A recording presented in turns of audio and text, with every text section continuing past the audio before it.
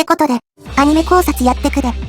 今回は、アークナイツ黎明前奏の4話の内容を考察してくで。初めて4話を見たときは、そんなに考察する部分ないし、動画作るまでもないかな、とか思って油断してたら、後から気になる部分を見つけたのでやってくで。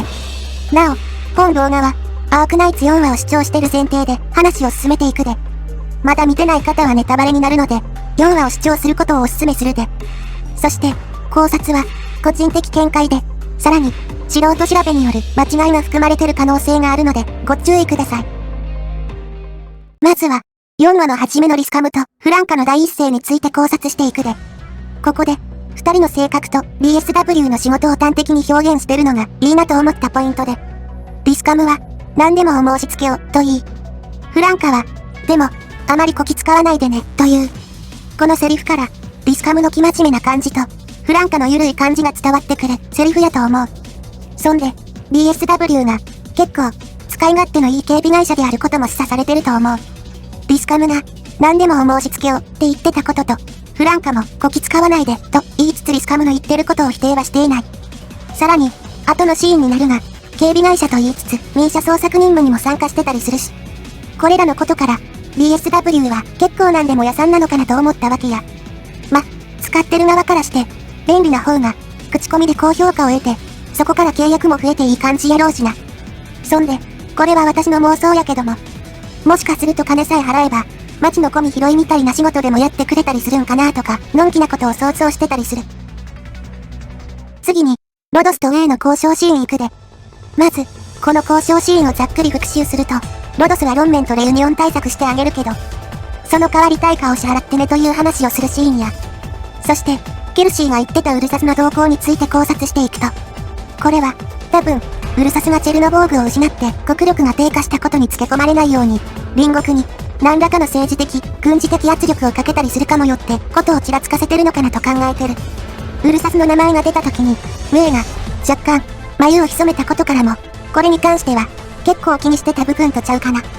まあ、ロンメンはウルサスと近いみたいやし。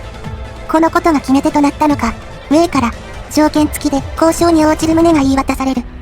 それっていうのが、レユニオン対策の全面的協力それと、もう一つの条件は、ロドスが初任務を終えた時に話すとのこと。4話では、その内容は明かされなかったが、ゲームの王ではぼやっと言及されとる。その内容は、レユニオンが、ロンメンに、ロドスの予想を上回る被害を与えた場合、その事後処理に協力するといった内容で、これについて考察していくと、おそらく、ウェイは保険を張ったんやと思う。ロンメンだけでもなんとかなるかもしれんけど、ダルラもかなりヤバいから、万が一の被害を少しでも軽減するためにこういった条件を出したんとちゃうかな。これを言っておけば、後々レユニオンのせいで、ビルや街が吹っ飛んでも、ロドスに、弁償代や再建作業を肩代わりしてもらえるかもしれないので、ロンメンは助かる。しかも、これは、大まかな概要というだけで、詳細はまだ明かされていないので、後々何かしら付け加えることもできなくはない条件となってるで。ロドスがどれだけ高い要求してるかは、現状不明だが、結構ずるい条件を出してきたなと、個人的に思ってる。これに対して、ケルシーは、心が潮時か、といった感じで、むっと言葉を詰まらせる。ここで、なぜ言葉が詰まったのかを考えてみると、まず、ケルシーは、ゲーム内のプロフィールで、戦術立案が不明で測定不能なくらい賢いようで、その、ケルシーがこういった形の契約だとしても、ロドスなら対処可能と計算し、なんとかできると踏んだため、これ以上は交渉に差し支えるかも、と一瞬ためらったんじゃないかと思う。しかし、アーミヤは、ウェイのこの提案に対して、契約の長文解釈にあたっては、両者の誠実な取り決めのもと行うという条件を提示する。ちなみに、この内容は、ゲームとアニメで、ほとんど違いはない。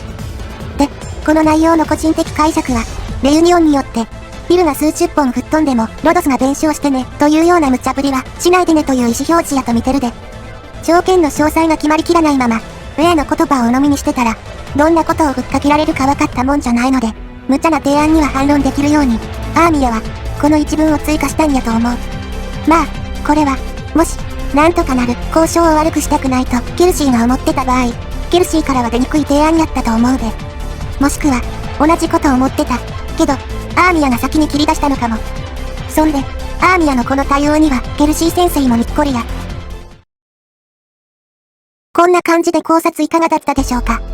お互い駆け引きがありつつ全体的に、論面側が有利な交渉になったけど、なんとか、ロドスは論面の協力を取り付けることができたわけや。